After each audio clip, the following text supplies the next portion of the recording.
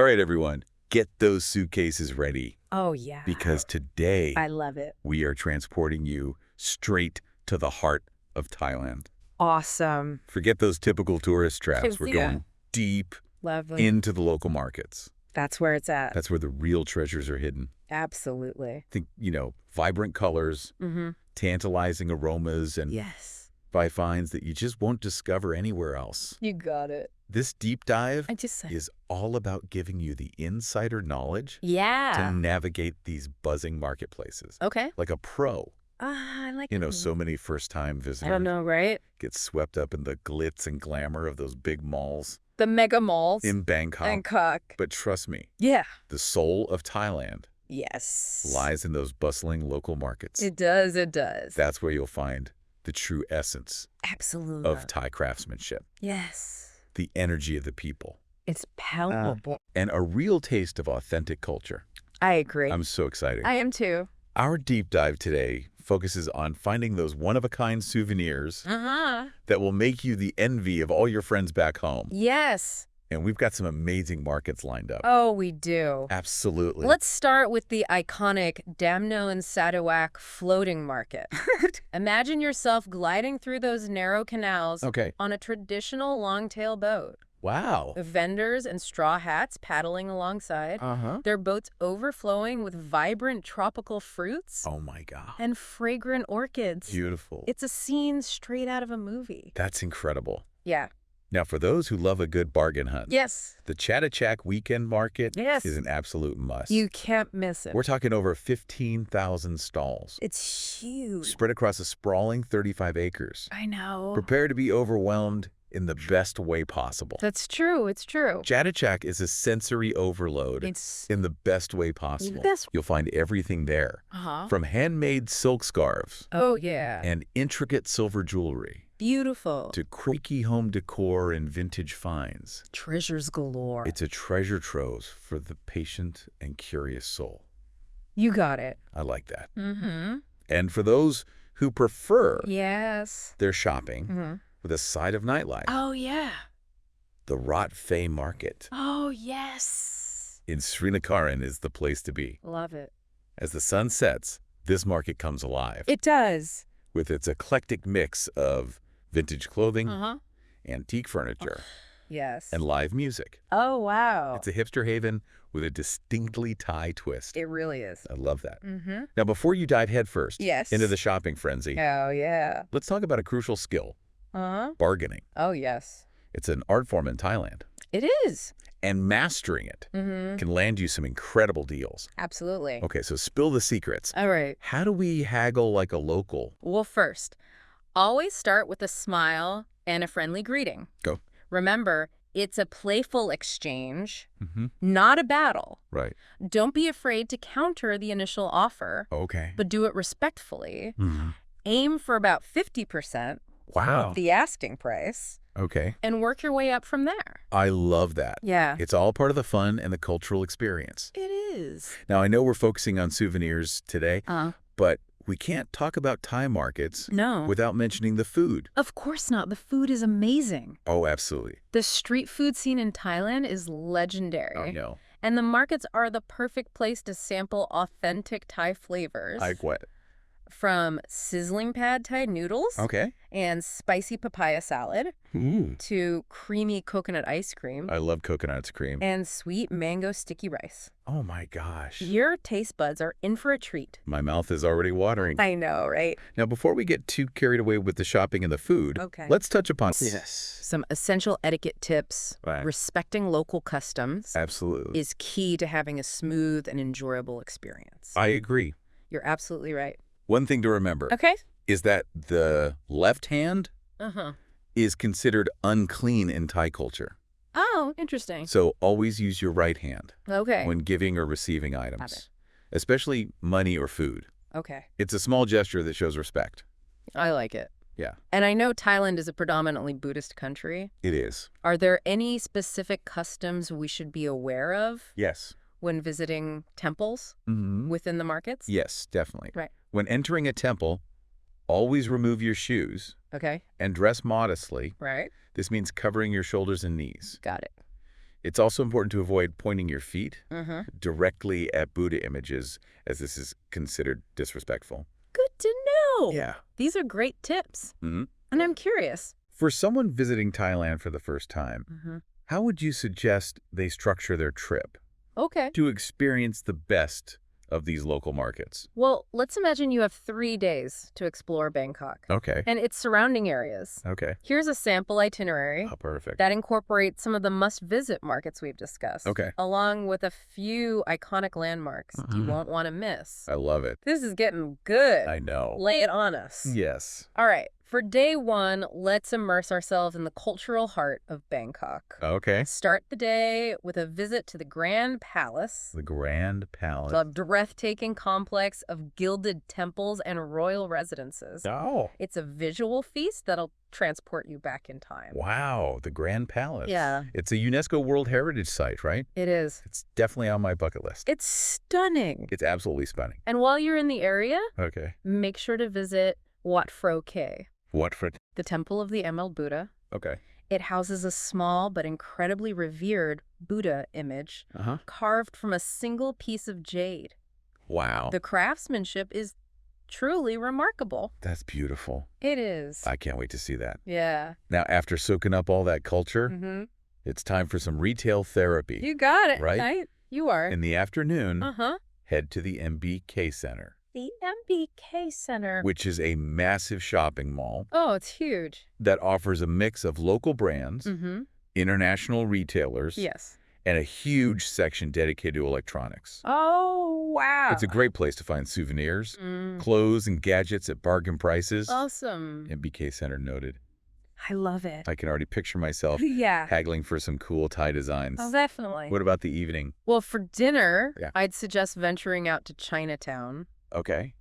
You're at Road. Yeah, we're at Road. Comes alive at night. Okay. With street food vendors serving up an incredible array of dishes. Okay. You can try everything. Tell me more. From dim sum and roast duck to stir-fried noodles. Yes. And fresh seafood. I love it. It's a culinary adventure. Chinatown under the stars. I know. I'm sold. I love it. This itinerary is shaping up to be amazing. Oh, right. What does day 2 have in store? For day 2, yeah, let's escape the hustle and bustle of the city and embark on a day trip to the Damnoen Saduak floating market. I'm ready. It's about a 2-hour drive from Bangkok. Okay. But trust me, the experience is worth it. I can only imagine the sights and smells of that market. It's truly unforgettable. You'll glide through canals, lined with wooden houses on stilts. Wow. Watching vendors sell their wares from colorful boats, piled high with fresh produce. Oh, my God. Flowers and handicrafts. Oh, Make sure to try some of the local delicacies. Okay. Like boat noodles and coconut pancakes. What? They're cooked right there on the boat. On the boat? On the boats. Boat noodles, coconut pancakes. I know. And floating markets. Yes. Sign me up. It's amazing. Now, what about the evening? Yes. Back to Bangkok. Let's head back to Bangkok. For more city adventures. And experience the magic of the Ayutthaya, the riverfront. The Ayutthaya, the riverfront. It's an open-air night market.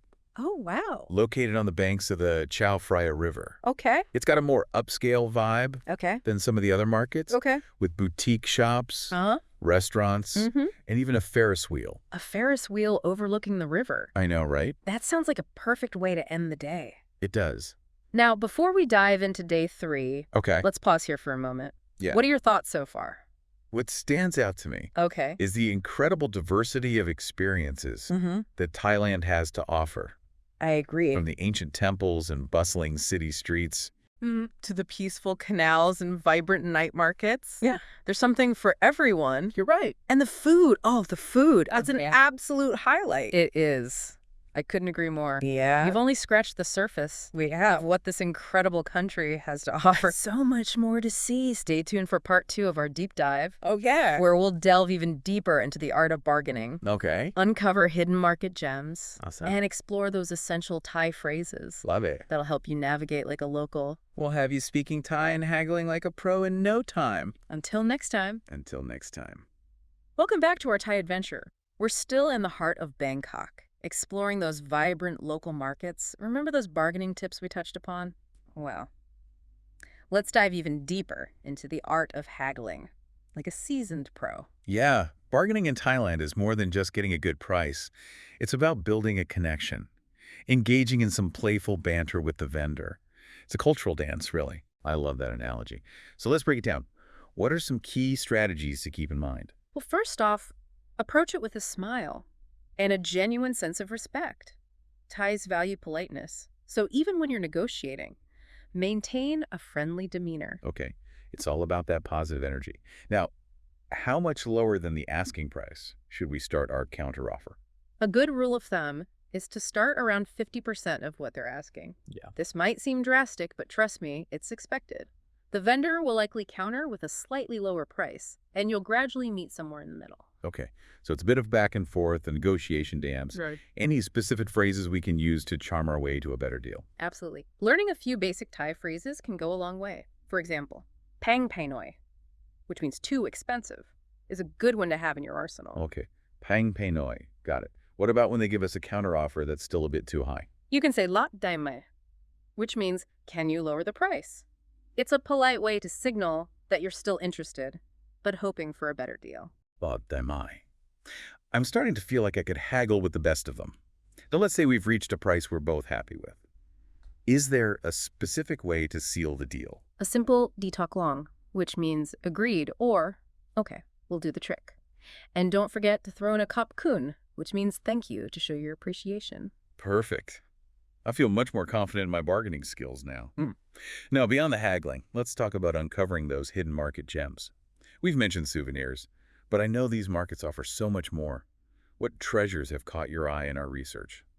Well, for the art and design enthusiasts, Chatuchak Weekend Market is an absolute goldmine. You can find unique hand-painted ceramics, vintage movie posters, and even traditional Thai puppets, each telling a story of its own. Oh, those puppets are incredible. I remember seeing them in a documentary once, intricate and colorful, representing characters from Thai mythology. What a unique souvenir. And let's not forget about the textiles. Thailand is renowned for its silk. At places like Bertuna Market, you can find beautiful silk scarves, shirts, and even tailor-made suits at prices you won't believe. It's like having a custom-made garment designed just for you. Talk about a one-of-a-kind souvenir. I'm picturing a vibrant silk scarf, perfect for adding a pop of color to any outfit. Now, beyond Chatuchak and Bertuna, are there any other markets that offer something truly special? If you're looking for something unique and offbeat, I'd highly recommend the Rotfe Market in Srinagar. It's a treasure trove for vintage enthusiasts with everything from antique furniture and retro clothing to old vinyl records and collectible toys. Oh, wow. I can already picture myself rummaging through those stalls, finding hidden treasures from a bygone era. It sounds like a step back in time. Now, speaking of time travel, let's go back to the Damnoen Saduak floating market for a moment. What makes it so special, beyond the picturesque canals? Well, apart from the stunning scenery and the bustling atmosphere, the Damnoen Saduak floating market offers a glimpse into a traditional way of life that's been preserved for generations. You'll see vendors selling fresh produce from their boats, just as they have for centuries. It's a living, breathing museum of Thai culture. It's amazing to think that these traditions have been passed down through generations. It adds a whole other layer of depth to the experience. Now, before we wrap up this part of our deep dive, I want to circle back to language. We've covered a few essential phrases for bargaining, but what are some other linguistic gems that will help our listeners navigate the markets like a local? Well, first and foremost, a simple sawasdi, hello, with a krap for men or ka for women at the end, goes a long way in showing respect and opening doors, both literally and figuratively. It's all about that initial connection. And when you're admiring something at a stall, remember sui jang, meaning how beautiful. A little flattery never hurts, right? Exactly. It's a great way to strike up a conversation and show your appreciation for the craftsmanship. And if you're feeling a little overwhelmed by the crowds and the choices, a polite will help you navigate those busy aisles. These are all fantastic tips. Now, we can't talk about Thai markets without mentioning the food. Those market stalls are a sensory overload of deliciousness. What advice can you give our listeners to navigate those culinary adventures with confidence? One essential phrase is "anniku are," meaning, what is this? It's a great way to learn about new dishes and avoid any surprises. Right. And remember, food is a universal language. Don't be afraid to point and gesture. Now, when you're ready to order Ayo and Nikir, I'll take this, we'll do the trick. And for our spice-averse listeners, my pet, not spicy, is a lifesaver. Thai food can be quite fiery, so it's always good to clarify your spice preference. Oh, yeah. I can't wait to try all those amazing dishes. Now, with these phrases and tips, our listeners are well-equipped to navigate the markets, chat with locals, and savor those incredible flavors. Absolutely. They'll be haggling like pros, discovering hidden treasures, and immersing themselves in the vibrant energy of Thai culture. But our Thai market adventure isn't over yet. When we come back for part 3, we'll delve into some lesser-known cultural etiquette tips. That might surprise even the most seasoned traveler. Get ready to expand your cultural horizons. Welcome back, everyone, to our Thai adventure. Yeah. We're about to wrap up Mm-hmm. our deep dive Okay. into Thailand's local markets. Sounds good. But before we do, Yeah. we've got one more treasure chest to unlock. Ooh, I like it. The realm of cultural etiquette. Okay. We've talked about bargaining, Mm-hmm. navigating the crowds, Mm-hmm. and even ordering food like a local. Yes. But now, Yeah. let's delve into those subtle nuances that Yeah. can make all the difference in your interactions with the Thai Yes. people. That's a good point. You know?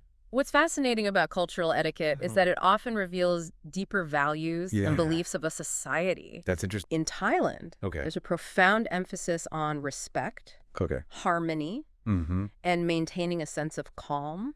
Right. These principles permeate every aspect Okay. of Thai life, I see. from the way people greet each other Mhm. to how they conduct business. That makes sense. Yeah. So let's unpack some of these cultural insights. Okay. What are some etiquette tips that might surprise even seasoned travelers? Well, we've already touched upon the importance of dressing modestly Yeah. when visiting temples, Uh-huh. but this sense of respect Okay. extends beyond religious sites. Right. Thais generally dress quite conservatively, Okay. especially in public places. Mm-hmm. While you don't need to be completely covered up Yeah. in the markets, Uh-huh. it's always a good idea to avoid Okay. overly revealing clothing. All right. It's a sign of respect I got it. for the local culture. It's about being mindful and blending in, right? Right. Showing that you value their customs. Now, what about interactions Mm-hmm. with vendors? Okay. Are there any specific gestures or phrases Absolutely. we should be aware of? Remember, smiling is key in Thai culture. Okay. It's a universal symbol of kindness. Mhm. But in Thailand, it takes on even greater significance. I see. A genuine smile can go a long way Okay. in building rapport and creating a positive atmosphere, Uh-huh. especially when you're bargaining. Right. It's like a silent language of goodwill. I like that. Now, we've talked about the art of playful bargaining, Yeah. but I imagine there's a fine line Okay. between friendly banter Mm-hmm. and aggressive haggling. Right. How can we make sure we stay on the right side of that line? That's a good question. You're right. Yeah. There's a delicate balance. Okay. While bargaining is expected, Uh-huh. it's crucial to maintain a respectful tone Right. and avoid getting too heated. Mm-hmm. Remember, it's a negotiation, a dance, Yes. not a battle. And if you don't reach an agreement, Okay. it's perfectly acceptable Uh-huh. to politely decline and move on. Yeah. There's no need to push it. Good to know. Yeah. It's all about reading the room, Mm-hmm. sensing the energy Yeah. of the interaction, Yes, and adapting accordingly. absolutely. It's like a cultural dance, as you said earlier. It is. Now, I recall reading Yeah. that feet are considered unclean Yeah. in Thai culture. Right. Does this apply in the markets? Yeah. Should we be watching our step, so to speak? It's true that feet are considered Okay. the lowest and least sacred part of the body Interesting. in Thailand. Okay. So while you won't be called out for Mhm. walking around the markets, Okay. it's best to be mindful Okay. of where you point your feet. Uh-huh. Avoid pointing them directly at people, Got it. especially monks or Buddha images. Okay. It's a subtle but important gesture of respect. Right. Yeah. And speaking of gestures, Mm-hmm. I remember another tip from our research. Okay. The use of hands. Yes. We've mentioned using the right hand Mm-hmm. for giving and receiving items, Right. but are there any other hand gestures Yes. to be aware of? While pointing with your index finger is generally acceptable, Okay. it's considered more polite Mm-hmm. to use your whole hand with an open palm Right. when gesturing towards someone or something. Okay. It's a gentler, Yeah. more respectful way Got it. of indicating direction. That's fascinating. Yeah. How these small nuances Mm-hmm. can speak volumes about your cultural awareness. Absolutely. Now let's talk about personal space. Okay. In those bustling markets, Yeah. things can get pretty close for comfort. I know. Any advice on navigating that potential awkwardness? Thais tend to prefer a bit more personal space than you might find in some other cultures. Avoid standing too close to people when talking. Right. And be mindful of bumping into others. In those crowded aisles, a simple goes a long way in acknowledging any accidental intrusions. That makes sense. Yeah. It's all about those little acknowledgments that smooth the way and show respect for personal boundaries. You got it. Now, what about photography? Okay. Those markets are bursting with visual delights. I know. A photographer's paradise. It is. It is. Any etiquette tips for capturing those memories? Absolutely. Respectfully. While most vendors are happy to have their wares photographed, Okay. it's always polite to ask permission before snapping pictures of people, especially monks. All right. And remember, when visiting temples, be respectful of the sacred space. Right. Avoid posing for selfies Got it. with Buddha images or disrupting religious ceremonies. Okay. It's about being a conscious traveler, soaking in the experience while honoring local customs. I love that. Yeah. Beautifully put. It's about finding that balance between capturing the beauty of the moment and respecting the sanctity of the space. Absolutely. Now, as we wrap up our deep dive into Thailand's local markets, what final piece of advice will you leave our listeners with? Embrace the unexpected. These markets are full of surprises, from the unique goods and the vibrant colors to the friendly interactions and the tantalizing aromas. I agree. Don't be afraid to step outside your comfort zone, try new things, and connect with the local people. I love it. You'll come away with more than just souvenirs. You'll have memories that will last a lifetime. That's beautiful. And who knows, you might even discover a hidden part of yourself along the way. What a beautiful way to end our journey. I know. So listeners armed with this insider knowledge, get ready to immerse yourselves in the vibrant tapestry of Thailand's local markets. I can't wait. It's an adventure that will tantalize your senses. Absolutely. Enrich your spirit. And leave you wanting more. It will. Until next time, keep exploring, keep discovering.